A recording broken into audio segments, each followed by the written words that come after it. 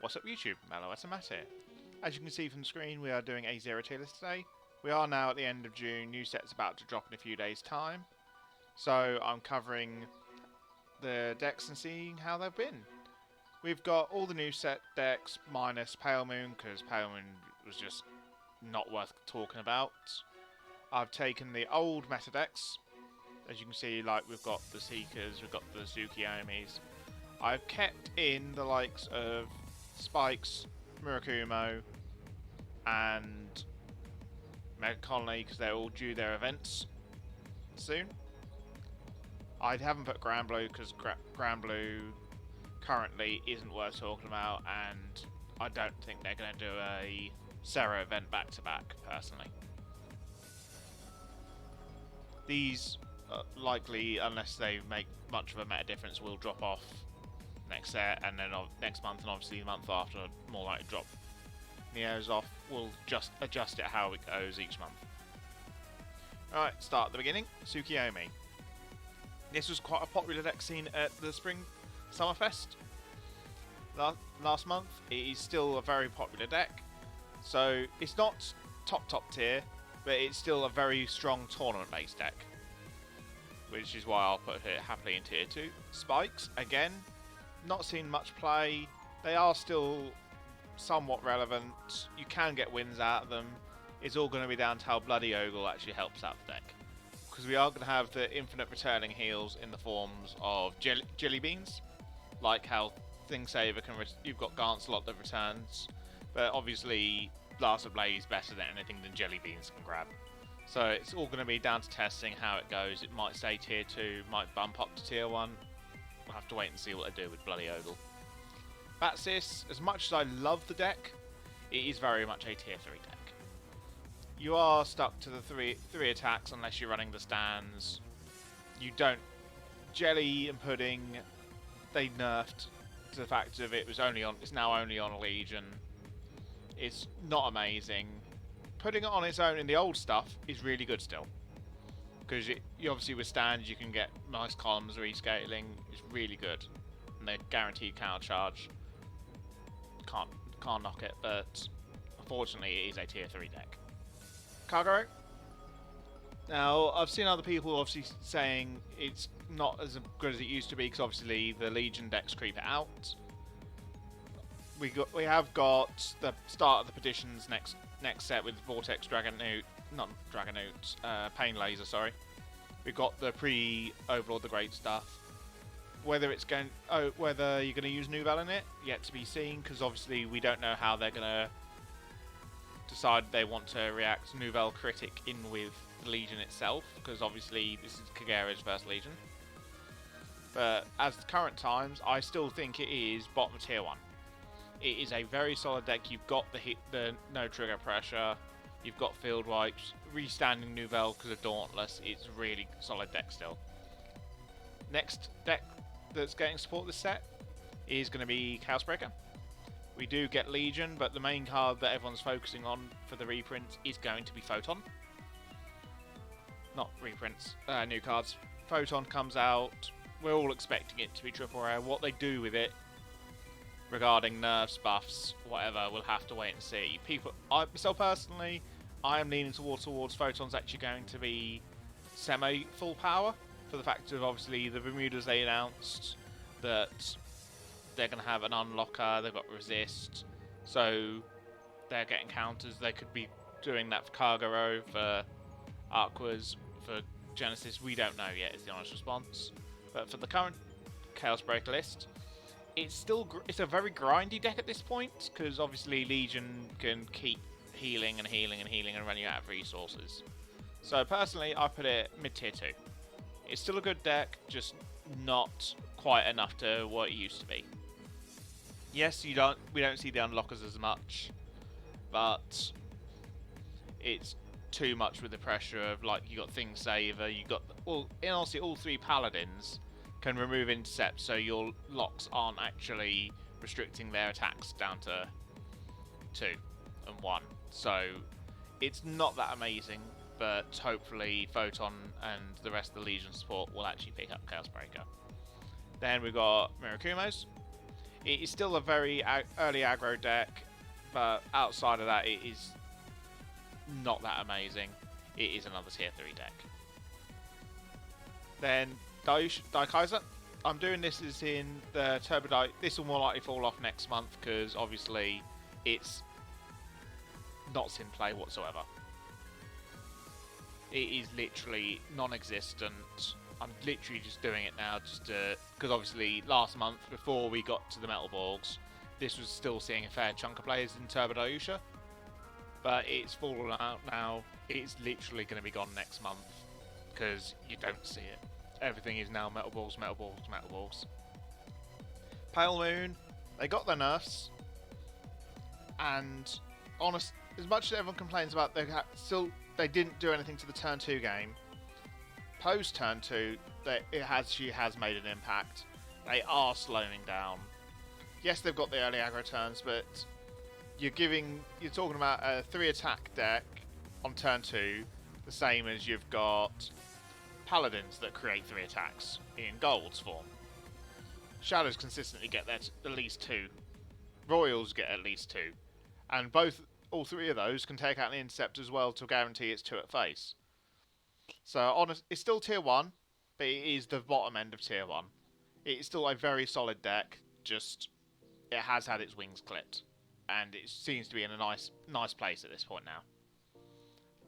Now, Pacifica, this is the Break Ride into Eternal with the duo Roan and PG support. We are getting, obviously, Bermuda Legion support in Nemoel and Victoria.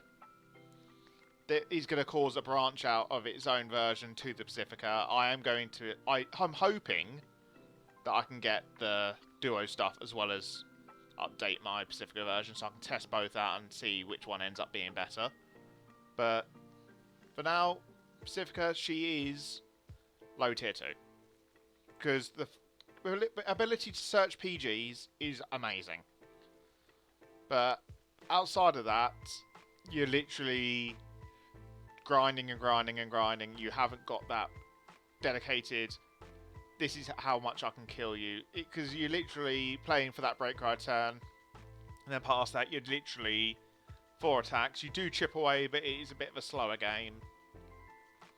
And against decks like the Legion ones, who can restore their decks with their heals and their draws, they're going to grind you out longer than you can grind them out, unfortunately. Then Maelstrom, again, I've put him on here mainly for the fact, obviously, we have got Tetra Burst coming next month, but it is tier 4, non-existent again. Maybe Tetra Burst will get buffs, and Aquas would move back up to tier 2.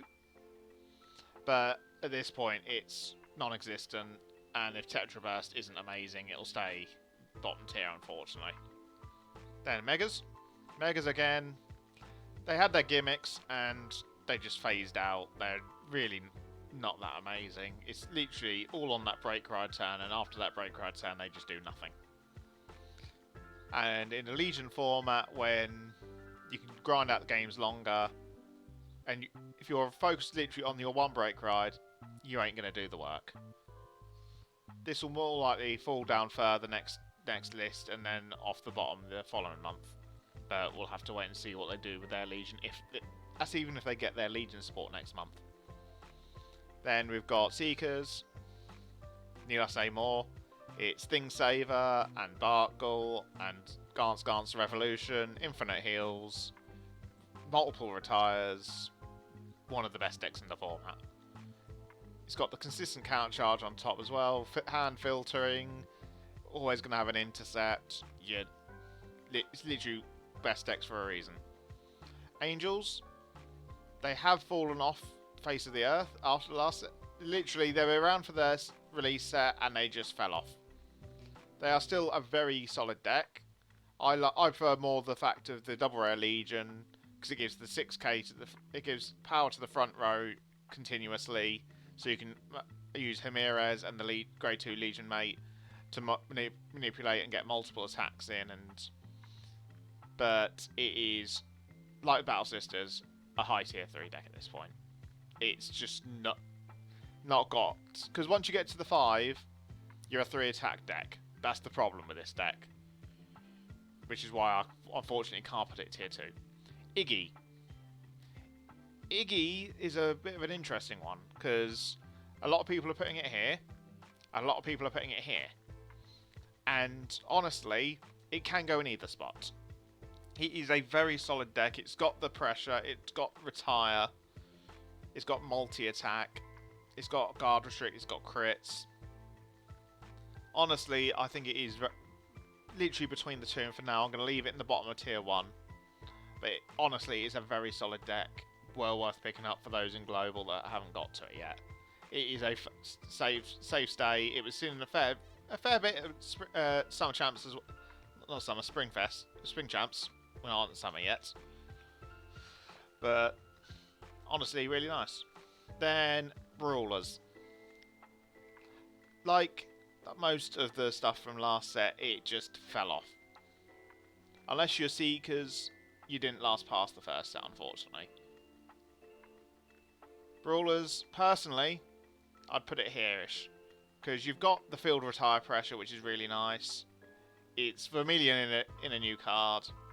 We have obviously got Big Bang's Cross Ride coming, not this set, but it will be the following set at this point now.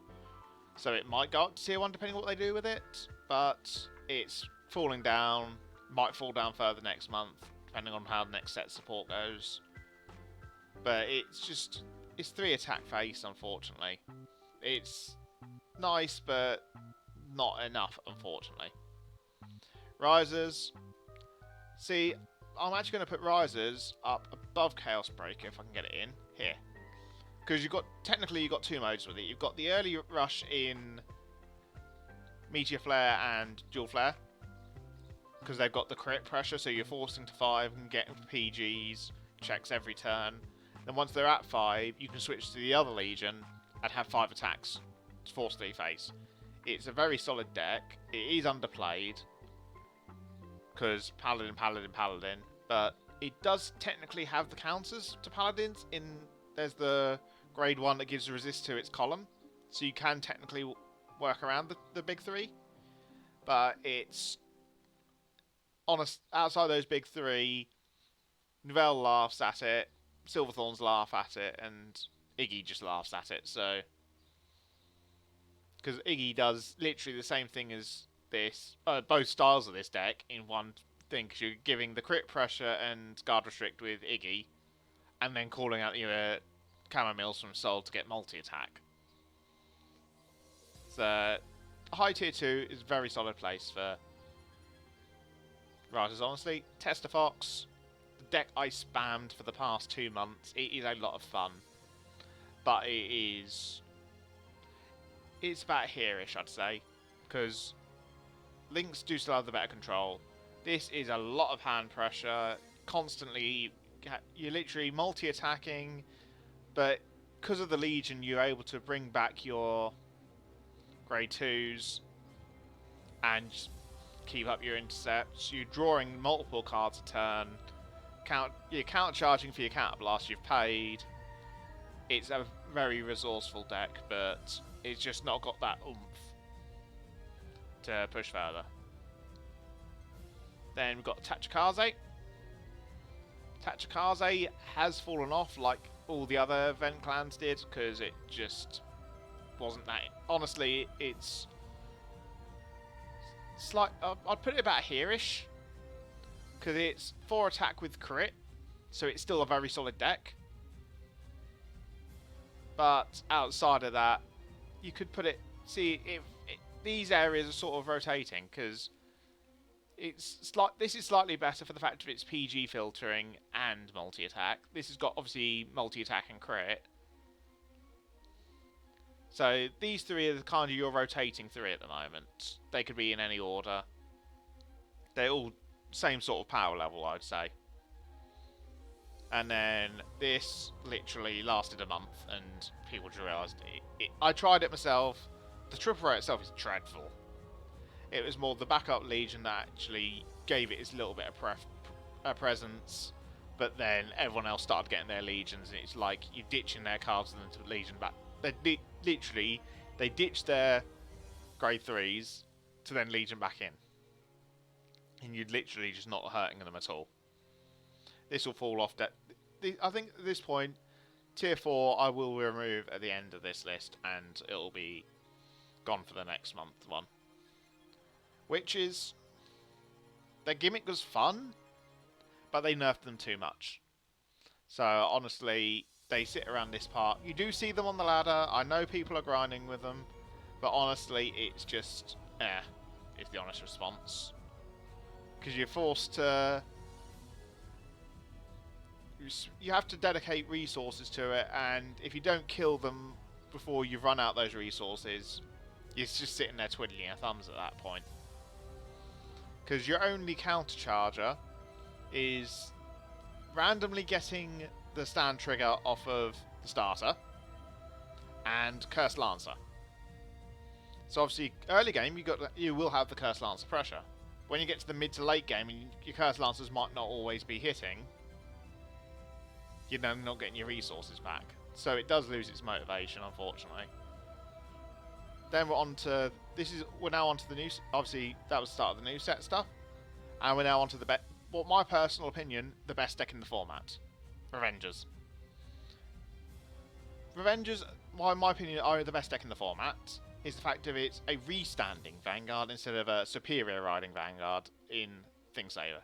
So you can break ride that on top of Mordred, get your pieces you need, and it keeps the power for the restand attack, so you can force over defensives if need be. You're keeping that pressure on.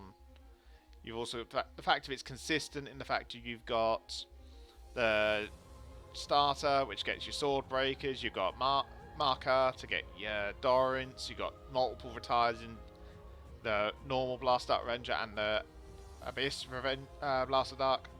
So you've got a lot of pressure with the deck, which is really fun. Then finishing off the Paladin trio, the worst of the three of the Paladins, personally, but still tier 1 deck, Golds. We have got Prominence Glare, I believe it's the one. I get the two mixed up, apologies if I'm wrong. But you've got the two, got him coming in the last set. You've got Percival for your continuous on Legion, get an intercept from top 4, which is really solid. You've got the Gauntlet engine as well with Blaster Blade and Balan.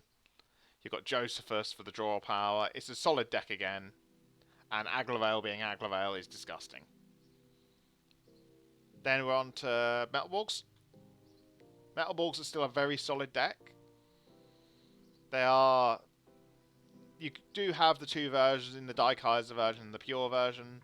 The Daikai version, whilst Mimi wasn't the best, whereas obviously if you go for the Pure, you've then got the Metal Borg double rare as a heal, which then soul blasts out your soul to help fill your drop up quicker. Personally, I would place it here-ish, roughly. Around the mid tier 2, maybe just above Chaos Breaker. Because it is got a lot of pressure, but the only downside that I don't like about the Metal Borgs, it's all about gaining power on the Vanguard, which really doesn't need the power levels you're asking for it. Because obviously there's no guarding outside of PGs, there's only the defensives. You don't need the power numbers they ask for half the time. Then, talking of memes, we have Astaroth. I know Xanis has been mucking around with this left, right and centre. He's a very fun deck, but I am going to pop it the top of tier 3. It technically can be Ragey 2.0, and you can get infinite heals off it because of Chariot, and then Soul Blasting them out because you got the grade 2 11k that's got resist, the Soul Blast 2 to unlock the resist. So you can manipulate your soul that way and then re-legion. But honestly, it's a meme. It is too slow to be continuous, constant ragey. And then the final deck, which is unfortunately, it is the least tested deck because of how they did the clan event, Neonectars. So what I'm going to do for now is, to avoid arguments, because obviously the clan event literally finished yesterday, and not many people have had a chance to test it. I'm going to put it, for now, bottom of tier 3. I want to test it a bit more before I manoeuvre it. But from what I can see, it is 3 attacks reliant on stand, so it would normally end up about here-ish, I'd have said. But I'm going to keep it here for safety reasons because I don't know enough about it yet. It's not being seen enough on the ladder because everyone struggled to get to the stuff. But I'll cover that more in next. I've got the 4 Martinas and the 4 Tours, so I can actually do a deck profile on it. And I will more likely do a couple of games with it, so I can actually give you a bit more explanation of how I feel about the deck. And I will cover the clan event as a whole there. But for now, this is what I'm personally thinking of for a tier list. It looks, honestly, it's quite a solid list. These 3 will be removed next time, more than likely, unless they're good. Megas and new mirrors will fall off the following one. Maybe witches as well, unless they miraculously become meta and actually seen left, right, and centre. But I think that's going to be it. But if you want to leave your comments down below with what you think of the list, where you'd place stuff, and drop a like if you wouldn't mind, and if you haven't done so, subscribe already. They've all very much helped the channel, and I shall catch you guys in the next video. Bye bye.